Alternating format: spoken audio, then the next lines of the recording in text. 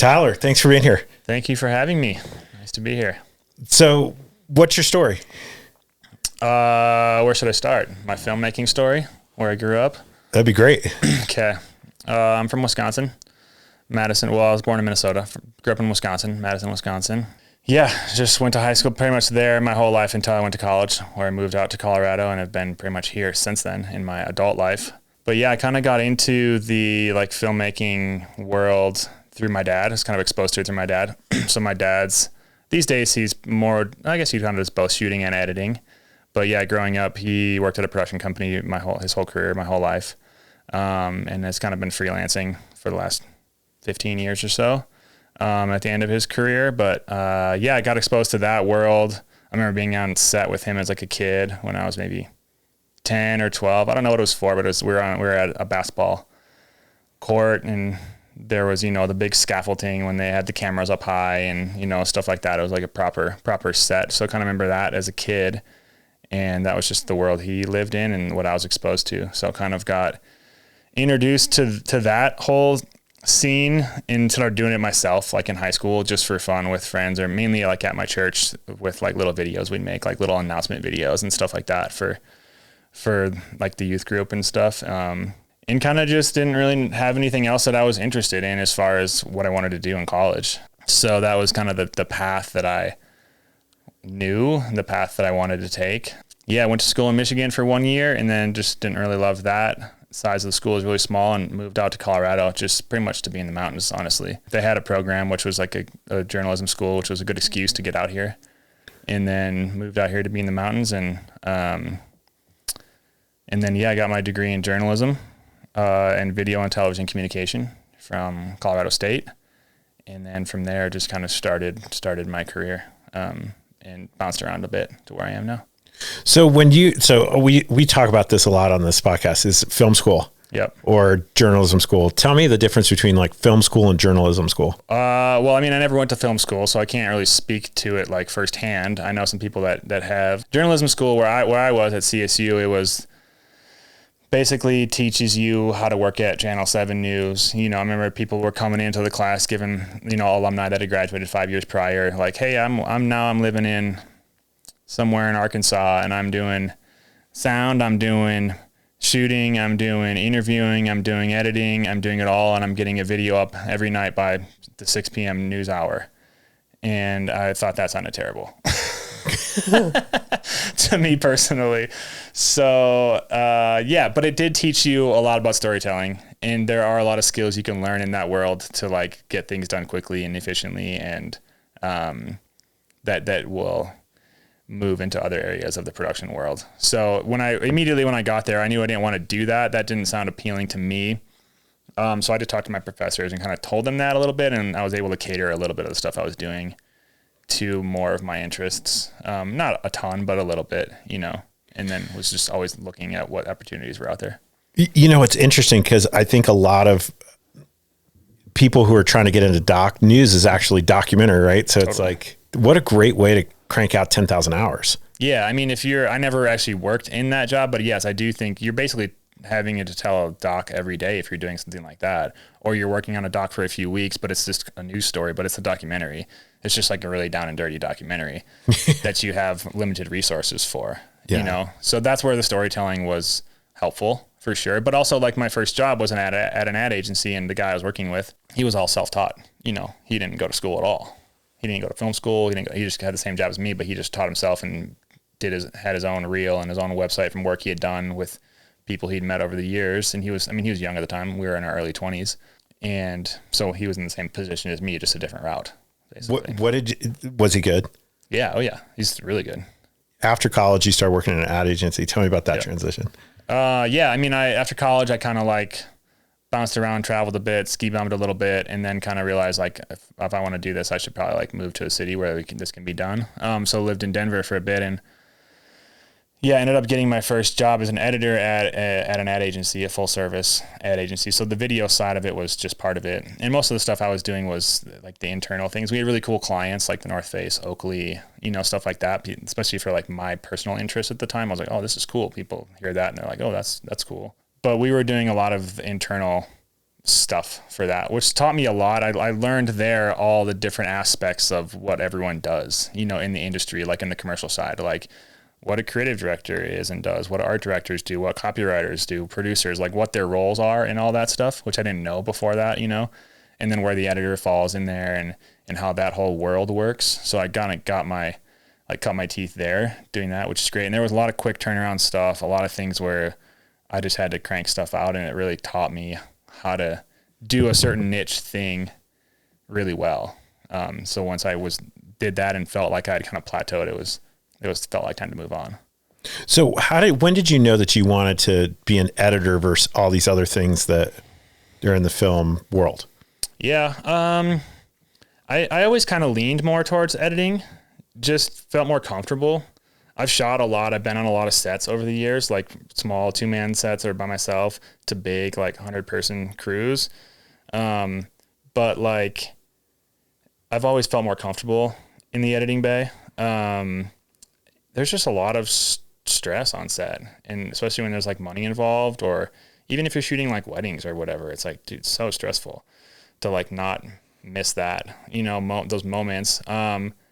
So I liked telling the stories. Like, it felt like that's where it all comes together, is in the editing.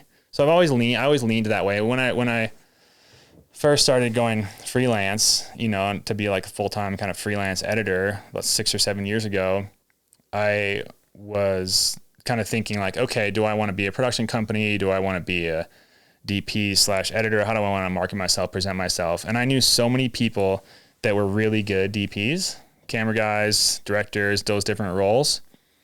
And they were so passionate about it. And I just like found myself like being not as passionate about that. And I was like, no one that I really know like wants to edit. They just want to make cool pictures, you know, which is sweet. But I like the editing part. And I don't, when I compare myself to them as far as just how much they want to put into that craft of crafting an image, I just felt like they had way more desire. And I was like, that feels like a pretty good sign that like that post-production is a good place for me to like really solidify and kind of like be there. And I still shoot here and there very infrequently, but a little bit.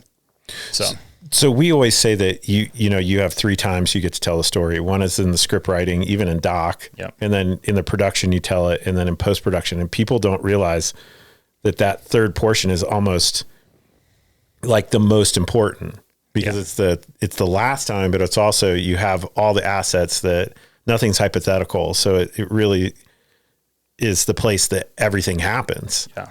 Do you find that do people see that when you get into jobs? Totally. I mean, I think it depends on the job. You know, there's different levels of that creative storytelling that happen in the job, whether it's a commercial that's totally scripted, like there's not a lot of leeway for different creativity. You're kind of just following a script and completing a task, which has got a place, which is great. But yeah, I mean, that's where, when I'm given the opportunity to do that, that's what I enjoy most. You know, that's what like kind of gets me excited about my job. I can flex some creative muscles. I can like do what I think feels best, bring some like element into the production that maybe wasn't seen before, or elevated it in a certain way, or turn things around a little bit to kind of like give options to people to be like, oh yeah, that works really well. I didn't expect that or see that. But yeah, absolutely. That's why I like it, because it's the storytelling that I really like. And the story is told in the edit bay, in my opinion. Like when you're shooting it, you have the story in mind. Like you know, like directors and DPs are super talented and very great at capturing that and telling that story that way. But the actual like assembly and putting the puzzle pieces together is in the edit. Yeah. So like they're creating all the puzzle pieces, which are beautiful and great. But then like when it actually comes together to something that's worthy to present to an audience, then that happens in the edit. Okay, so tell me this. You see footage from DPs all over the place. Mm-hmm. I mean, from around the country, around the world at that point. Yeah. What makes a good DP? I mean, I think lighting is a massive part of it, just making things look pretty. Because even if, you know, it doesn't, you can have a great story, but if it looks really crappy, like there's just some disconnect there a little bit. And there's rules to that, but like, there's a disconnect. If you're looking at something really nice, it's just easier, and it's just more fun, and it's more compelling. So that, I would say, in composition too, for sure, of just like framing and all that stuff. You know, where they put the subject, how they show the subject in whatever scene that they're in. I would say those are the two biggest. And then like what I love and what like not all jobs have this depending on, you know, the scope of the job and what its purpose is, but just finding some humanity in that, you know, like holding on something longer if there's an emotional moment happening that maybe that wasn't planned, you know, or someone's talking and they might go off script a little bit, but the cameras are still rolling. Like that's where you get really fun stuff where you can see their personality, you know, and you can see what makes them take a little bit and kind of like remove that, like that barrier that having cameras on often like brings to people because they just kind of like freeze up a little bit or just kind of put on a face a little bit. So getting those moments in between moments.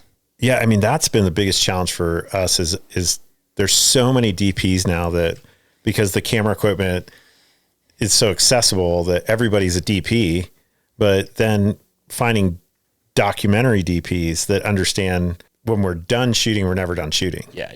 And so it's like that those moments come alive when the DP catches. It's more caught than planned. Yeah. And that part of that is too, just being comfortable as a like person to person minus the camera. Like if I'm shooting you and I'm not really engaging with you or talking with you, or you don't feel comfortable around me, then it's going to be harder for you to be yourself.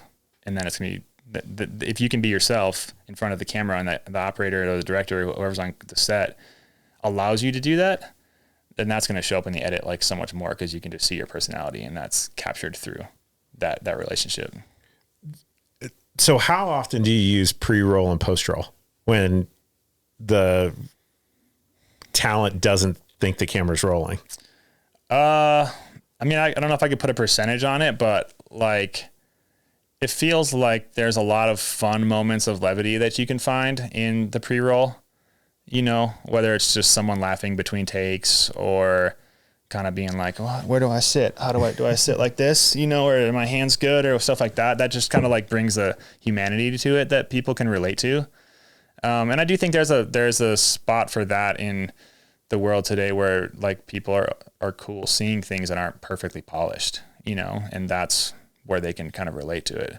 So, I mean, obviously I'm using way more of the rolling footage when they're supposed to be shooting just because that's the content, but a lot of great stuff comes from the in-betweens. Okay. So when you work with DPs and producers, what would you say if you could say, I wish the director or DP would have done this for me? Like, what is a way that shooters can serve the editor? That's a good question. I think just letting the camera roll longer than they probably think. There's so many times when it's like, man, if I just had an extra like second or two of this footage, it would either help me with the transition to the next cut or help me. I might have some like environmental moment that I can pull a quick frame from for some quick cuts or something like that to transition us to something else.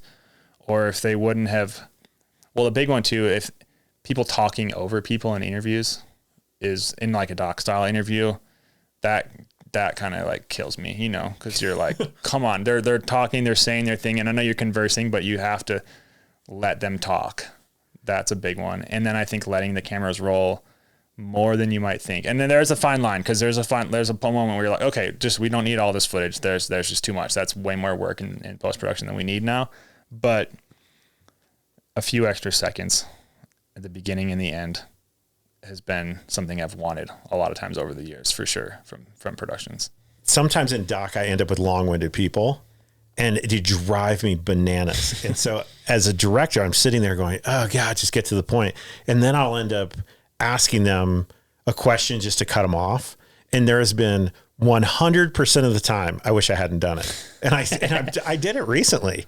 And I'm like, why didn't you just let them run? Because there might be something that 99.99, if not 100 times, I wish I would have done it.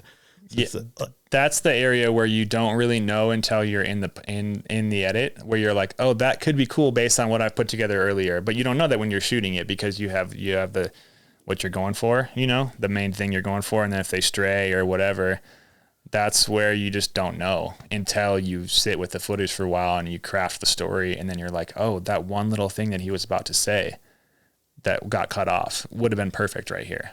Yeah. And then we just work around it. You know, if we don't have it. Where do you see, you know, like we're working on a project together now, and you see what's in the frame. That's all you see. You don't see that people were hungry, what time of day it was cold getting the stuff out, it was raining outside, any of those factors.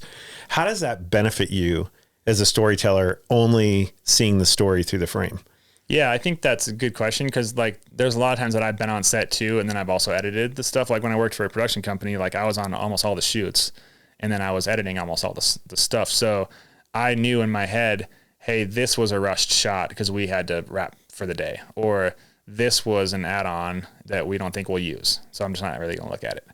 But if I'm coming at stuff, this is where I think sometimes the value can be, there's a value add of having an editor that hasn't seen anything and has no context to it, because they can just get the footage and have a different perspective on it.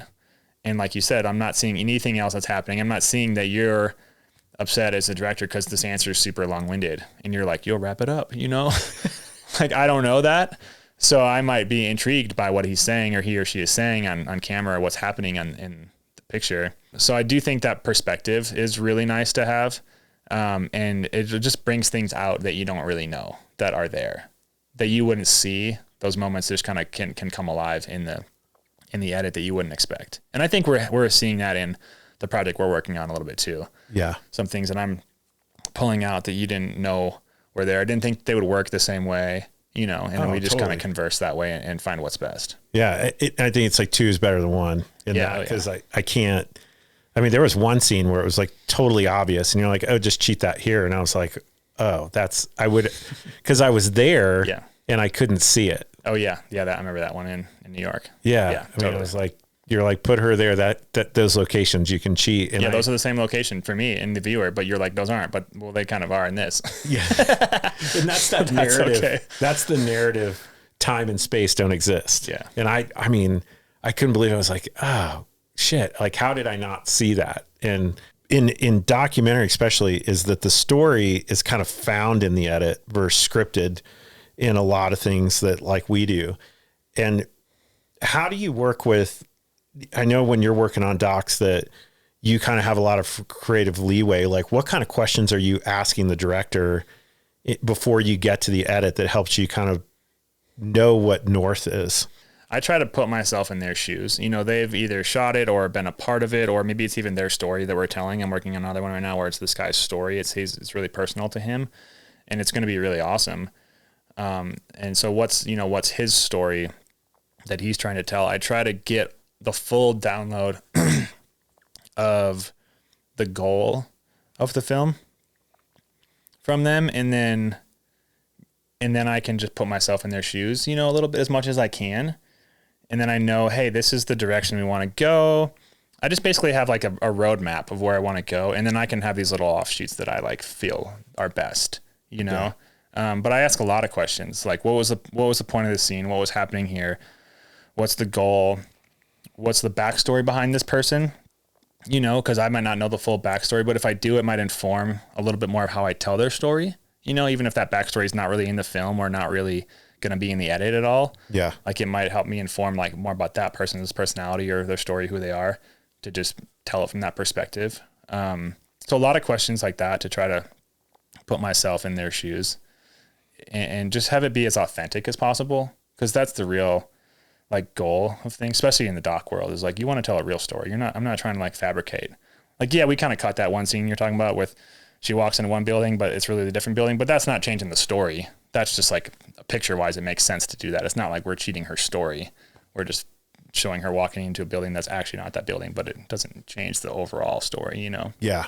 But I want to be authentic to the real story we're trying to tell. Yeah. In everything that we're doing.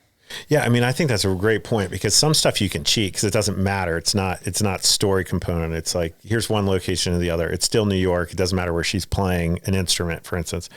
But then there's stuff where it's like, they didn't feel that way. And so, you know, it's like, you're not cheating their character. Yeah. I don't want to make them feel happy when they actually weren't, you know, or tell their story in a way that's really positive if it was actually really hard for them. Something like that. I don't want to do that. Yeah. That's not what we're trying to do. Well, I have a friend, and This is really a bad story, but I have a friend who had this editor on staff, and they used to cut all these nonprofit commercials that they didn't like and just different stuff. And the editor would get bored. So he would take that story and then cut these like comedies out of it. And it was so good and it's so memorable. And I've started thinking about, like, people have no idea how much control the editor has to shape. They can literally create whatever they want. Yeah. I mean, when did you figure that out, that you could shape anything, that it really came down to the integrity of who you wanted to be as an editor? Yeah. I mean, I think that definitely, like, I learned all that in my job at the ad agency I used to work at, you know, because you can give the same footage to 10 different editors and you'll get 10 different stories. You know, I mean, when you're cutting something that you just get a load of footage, it's like you get like a pound of clay and you got to like make something out of it, you know, and you can make something really beautiful, or you can make something like really crappy. So I think that's where I learned, like, oh, there's all these little nuances that I can bring to this that are different than someone else's, just because I think differently and everyone's a little different. That's the value that I can bring to it.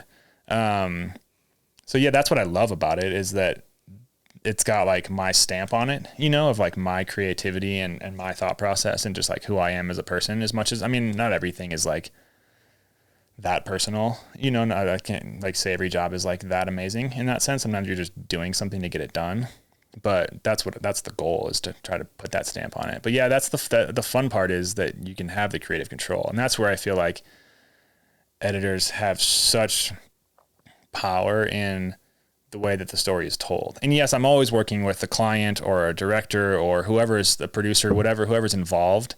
They're always giving feedback, and it's a collaborative thing. But I'm brought on in places where they value that for the most part. So I think right now there's such a push. Like, if you want to be a filmmaker, it's like everybody's chasing a camera, and then it's like, well, I'm trying to find an editor or any of these things. For people who don't want to take on, I mean, I love what you said about, I didn't like the stress of that it was going to add to my life. And like, what advice would you give somebody who says, I kind of like this, like, it's a different lifestyle because you're kind of in a dark room a lot. Yeah. Like, how do you balance your life so that you don't become like socially incapable? Yeah. I mean, for me personally, that's like my least favorite part about the job. I do think a lot of editors just like are more introverted than myself probably, and just like to be by themselves all day. And that's just their niche, and that's why they, you know, edit. But I'm not like a sit in my office. I mean, I do sit in my office all day, every day, but like by myself, but like, that's not like my favorite part. I definitely like to be with people. So I miss that about set a lot. I miss just being with people and talking to people and stuff, being out in the world. I mean, for myself personally, it was like when I started freelancing and I was kind of trying to decide, like, you know, do I be a production company and brand that way, or do I just freelance edit or whatever?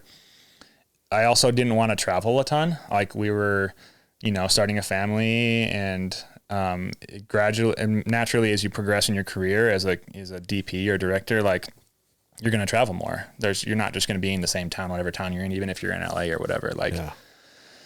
So I didn't want that lifestyle. And post-production and editing was way more just home base, you know, like I'm just in my office and mainly in the city that I'm in, and that's that. So that was part of it for myself. But yeah, I mean, I'm like sitting and standing all day, you know, like I have the stand desk, and I'm keeping my body moving, which helps, you know, the creativity a bit. And I have so many other activities that I'm involved in and that I do outside of my job that kind of fuel me in other ways, that I think brings, like, when I come to work, it's like, okay, this is my hours that I have here, and I'm just going to commit these to this and whatever my tasks are for the day.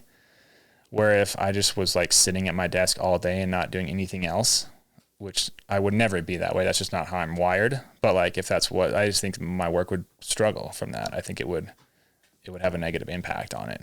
Yeah. Does that answer your question? Absolutely. I mean, it's funny. A few years ago, I had a friend call me, and she said, hey, I've got this feature, and we fired our editor, and I don't know what to do with it. Would you take a look? And so I saw the rough cut, and I said, well, I want to see the footage. So I looked at the footage, and we had just moved to Boulder, and like, I'm a closet editor. I don't see people. I mean, I've edited features, but I'm not great at it. And I said, I want to take a pass at this. And all of a sudden I was like, this is the best job ever. Like I edited it. I mean, I edited from like 5 to midnight because it was when the world kind of, the phone stopped ringing and I could really focus. And then I just had a timeline. I had like 2 months or, whatever to get these drafts done. And I was like, this is wonderful. And I was kayaking. I built a sprinter. Like I had a life, and it was different for that season of life. But if you're having kids and building a family, want to sleep in your own bed at night, I mean, it's a great job. And if you're good at it, it can be very lucrative. I mean, I'd like to talk about that. Like where's the money in editing? Yeah. I mean, the nice part about editing, like on a day rate specifically, you're not making as much as like, a director obviously, or a DP, because the director is getting a percentage of the whole cost typically, and a DP is on a way higher day rate, but they're working a lot less and they're doing a lot of work to get the job where they're not really getting paid for it, whether it's pitching or pre-production or all those different things. Where editing, you're typically on a day or project rate.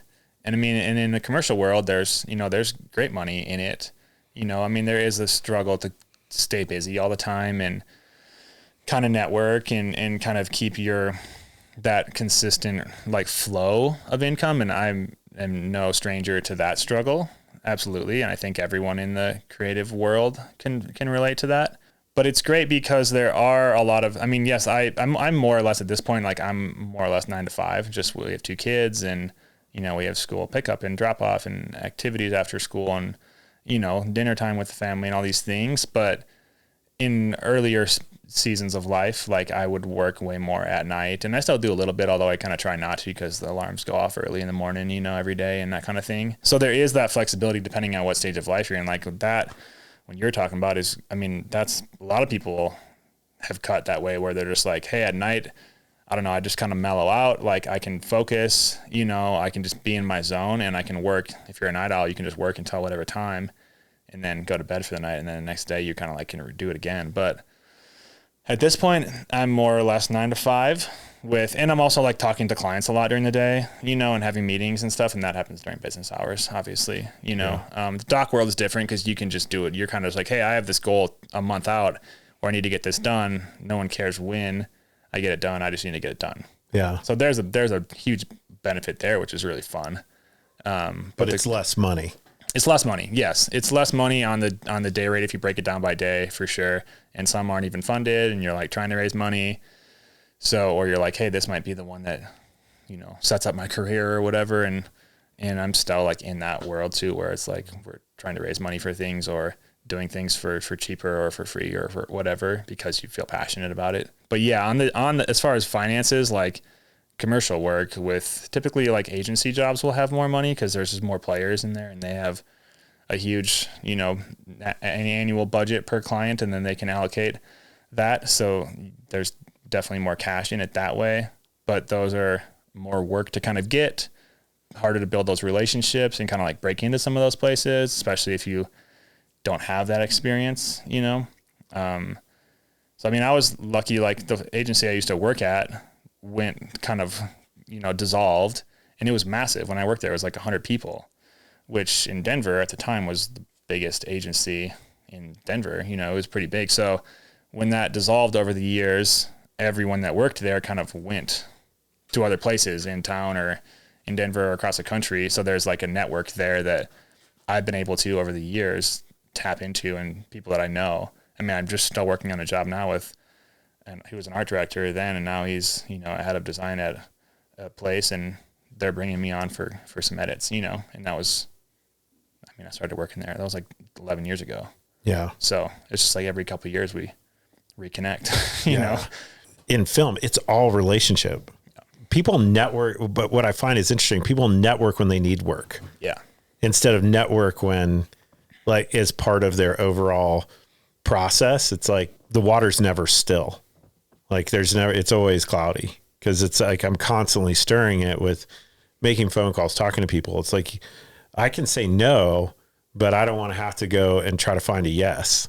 Yeah. It's like it's like trying to find somebody to pitch me ideas, or it's a different feel versus we're just in relationship and I'm on their mind. And I don't know if it's, some people call it marketing, but I just think it's relationship and cultivating that trust. Yeah, it is. And it's easy to say and it's harder to do. Or that's how I found for myself personally. Like I know that, it's like you say that and I'm like, yeah, 100%, totally, man. But then I'm like, oh, it's been 3 months and I haven't done any of that. I was working, I'm busy. I had a bunch of deadlines I was hitting. I just was in my world, head down in my edit bay, just, cutting frames, and now work right up again, So it's hard. And especially I think as an editor too, like when you're in production and you're on set every day, you meet people all the time. You can share cool photos of like, oh, look at this cool location I'm at, or look at these cool camera builds we got, or here's a crew photo, wrapped on the day kind of thing. And that's like a way just to kind of like be touch points for people that can see that and kind of know you're doing your thing.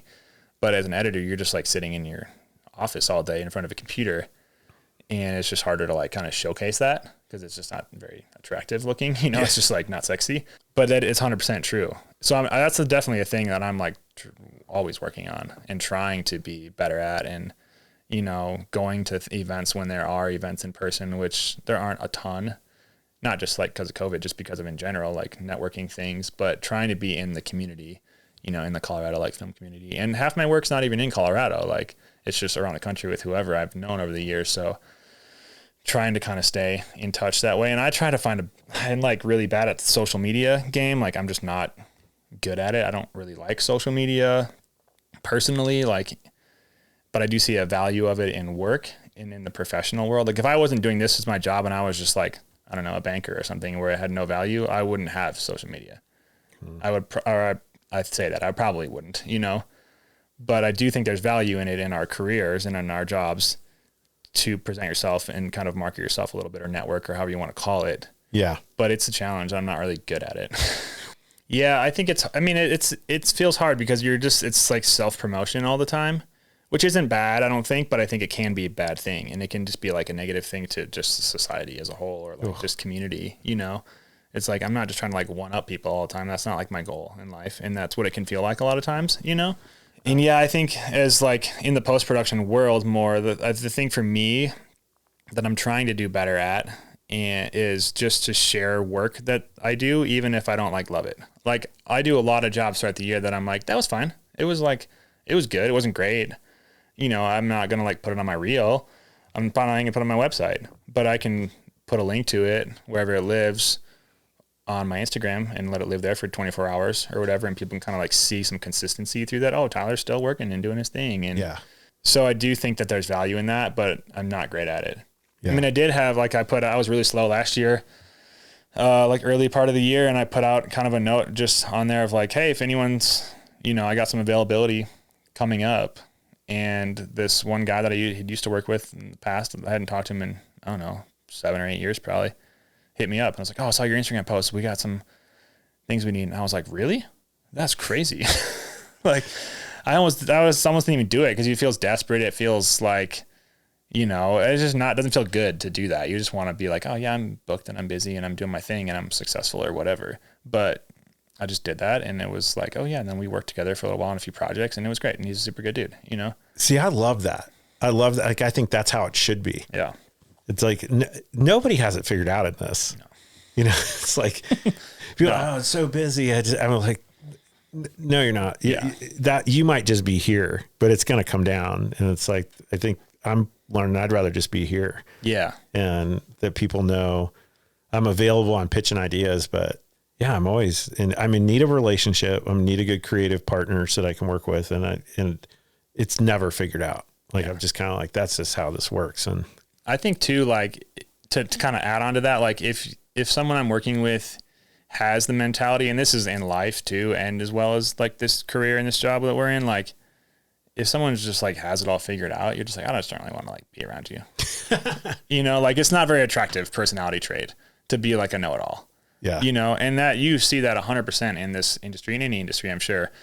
But people that just kind of have it all figured out, or think they do, that's what they come off as. And you're like, just having a way more collaborative mindset is just the people that I want to be working with, you know, or that are open to feedback, open to creative ideas, asking me questions, and are okay with me asking them questions, to have a back and forth dialogue rather than, hey, this is what we're doing. I need you to do this, and it's due in 2 days or whatever, you know, like that's just not as fun for me. Yeah. And there's times and places where that has to happen. But like, usually when that happens for me, it's like, I have a relationship with this person. They call me because they know I can do the job. They're like, hey, I need something done quick and I need it done well. And like, I know Tyler and he's going to do it.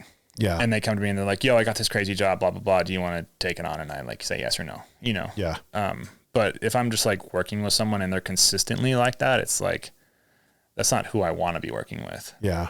Well, we were talking about that earlier, how like your mental mindset and who you surround yourself with is such a big part of life, but also this career. It's like, if you're just getting totally drained out, you're like, oh God, this project's just costing me more than I wanted to pay. Yeah. And then you get with good people and the thing just, it's like, I think one of the things that I don't think people realize is that when you ask for free, it's one thing.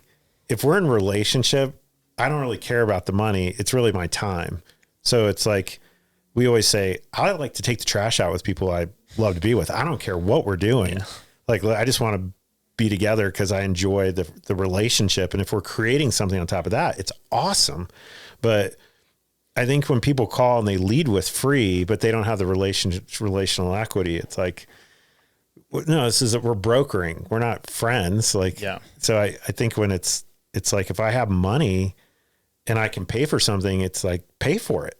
And if, you know, it's like, we all have to pay the bills. We all have mortgages. So it's like, we all know there's cost of living, but when projects come up, we're trying to get off the ground or those things, I think people don't take into account as much. I think we could put a little bit more effort in. I could put a little bit more effort in. It's like, I want to be with people that want to put the time into the relationship. So it's just this kind of constant free flow. It's like when ideas come in, it's like, we love working with each other. So let's just do it. So I think that shows in the people that, like, speaking from my career, specifically the people that I've worked with over the years consistently, that has just like happened naturally. It's like, oh, the reason we're still working together over these years is because we're jiving. We're on the same level. We like relate on a personal level, in a work level of like, hey, I appreciate and respect what you're doing and the way you do it and how you go about it, that like, I'm willing to put in some extra time and effort or whatever it may be to continue working with you, you know?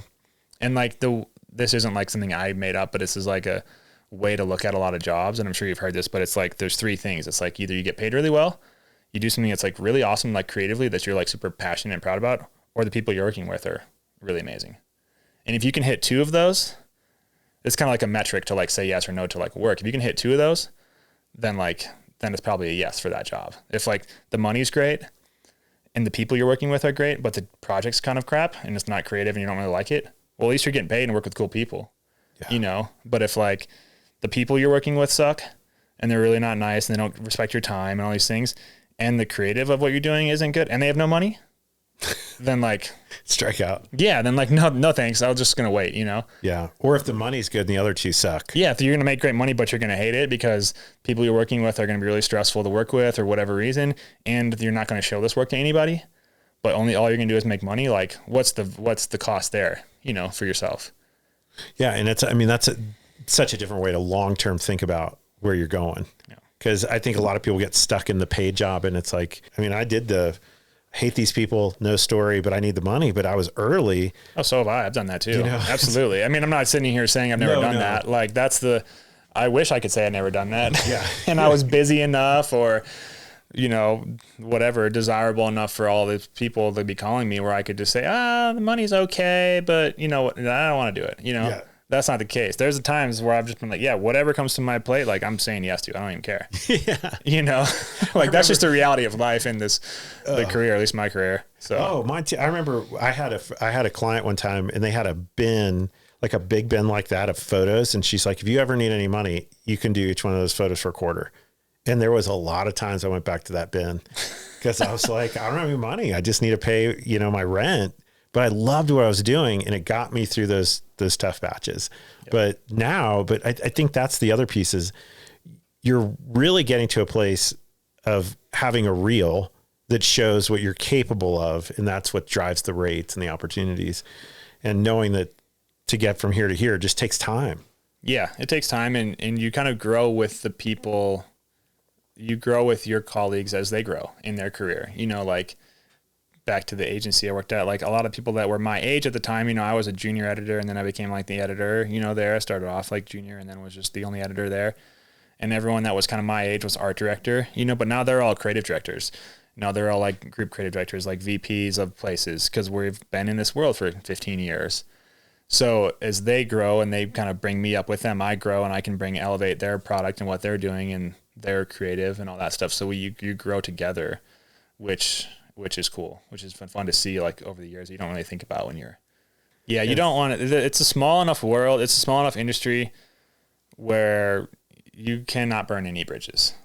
Like with people, there's just like a cost to that you just like can't, you just need to like make peace with people. If there's something that's wrong, that's fine. Things are going to come up that are like hard and wrong or whatever, but like making peace with those people and like being able to not like just burn bridges and then like just be like, oh, I'm over it, I'm done. Like that will have like ripple effects on your career and people who call you, because they'll hear from someone else, oh, he was really hard to work with on this, or he said this or did this, and then that'll go to that person, and then that just like it's just like not a place you want to be.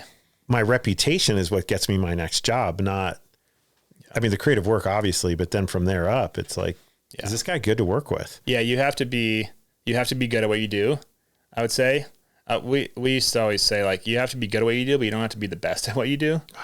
You just got to be really good to work with. Like there's a place where people that are the best at what they do, you know, are assholes or whatever, and they'll still get hired because they're just so good at what they do and they have such a, you know, creative mind and skill set that people are willing to like sacrifice to get what they want out of the job. But there's so many other ones. The majority of them are like, you just got to be good at what you do, and you have to have a skill set and you have to be really talented and do it at a high level, but you can't sacrifice just like being a good person to work with. Oh my gosh. Especially now with everybody, it used to be that the niche just to get in the door was a gateway, but now that everything's democratized, everybody has an editing bay. Yeah, and you're as an editor, you're spending a lot of time. I mean, if you're sitting in with a person in a traditional edit bay at a post-production studio or whatever, you're spending a whole day or multiple days with them. You know, they're on the couch watching you cut or whatever. I feel like I'm a good editor, but like it's not like what I bring to the table is something that no one else can bring to the table. Like I don't think that's the case. It's like people come to me because I can do a good job for what they need, and I feel like I'm good at my job and I take a lot of pride in it. But there's a million people that can do what I do. They come to me because they also like enjoy working with me, you know, and the experience that they get with working with me. Yeah. So that feels just as valuable in a lot of things. And then they'll call you back and come back to you because, oh, that was super easy. There was like no hiccups in that, you know, it was smooth. And that's like a memorable experience for people. And the other thing is I think if you want to be in community with people, I always tell people, you know, find a project. I don't care if it's a side project or anything, because it forces you into relationship. It gives you like you and I don't hang out unless we're working together because we just live an hour apart. So it's like, sometimes I'll just dream up a project. So, I mean, that's what this podcast has been great for. It's like, I'm seeing all my old friends because we're just shooting. I'm like, hey, I just want to listen. Yeah. I think that, things take a lot of time too. Like you hit someone up and say, hey, I'd love to work together. Like even if they really want to, they don't always have that job right away for you. That's in the commercial world and the doc world and everything. I mean, doc world probably just takes longer because everything's just longer and more drawn out. Even in the commercial world, it's like, yeah, I would love to work with you, Tyler, but there's no projects right now that we have a need for you, you know? And then it's like, if you stay in their radar with that networking thing we were talking about and just kind of like being in their, you know, in their orbit a little bit, then when that time comes, then like, hopefully you're the call, you know? Yeah. And that's the goal. And that's the hard thing to do, but that's what you should be doing. If you're looking for advice, that's what you should be doing. Okay. So if people want to work with you, where can they find you? Are you available to work on projects? Where can they find your work? How can they get a hold of you and your team and the folks you work with? I mean, I'm available. I'm always available. I'm a freelance editor. So, you know, I'm just project to project all the time. And, you know, I always have things that are going on, but always taking on. If people say, are you available? It's like, yeah, I mean, I'm always available, especially to have a conversation about whatever it may be. might not be available next week or tomorrow, but yes. You can find me on my website, tylerhboyd.com. And I'm also just started a remote post-production studio with a buddy called beandogpostoffice.com. So you can check us out there too, kind of trying to work more on a full scale post-production remote studio in the kind of the world we're living in with, not having everybody needing to be in the same spot. So it's kind of a sister company to my buddy Sean's production company, a sister like post-production company. What kind of projects do you enjoy working on? That if somebody called, you were like, I'm more interested, like what kind of stuff really turns your crank as far as? I mean, I like a variety of things, honestly. I mean, I love the doc stuff that I can have some element of storytelling where I can kind of be given a blank slate and bring it to life, in collaboration with whoever I'm working with. But that's what probably gets me the most stoked. And that can be commercial work too, like, or branded content. I've done a lot of branded content work over the years, which is, pretty much just commercials, but like not really. And it's just way more authentic and real. So those are where that's kind of what gets me stoked and what I'm like happy to do, and that I like the most. But I mean, I love just like quick turn stuff too. There's a certain niche where like even working on this doc together, like, there's days where I'm just like pacing around the office, trying to think on things, which is a great spot because it's very different than what I usually do. But then sometimes I'm like, man, I've just been thinking this for like 3-4 days. I just want to like crank out a quick edit just because it's like, that's my background. That's what I cut my teeth doing at the agency world, like just quick turn edits for things. And I mean, personally, I love just like outdoor industry stuff, human stories, things like that. That's kind of, I've done everything from the 30s to the social 15-second cut downs to now this feature that we're working on. So, well, thanks for doing this. Thank you for having me. It's great. First podcast. Well, and I know you got to pick up the kids. I got to pick up the kids. I got time, but I got to pick up the kids. I can't be late for that. Thanks, man. Yeah, appreciate it.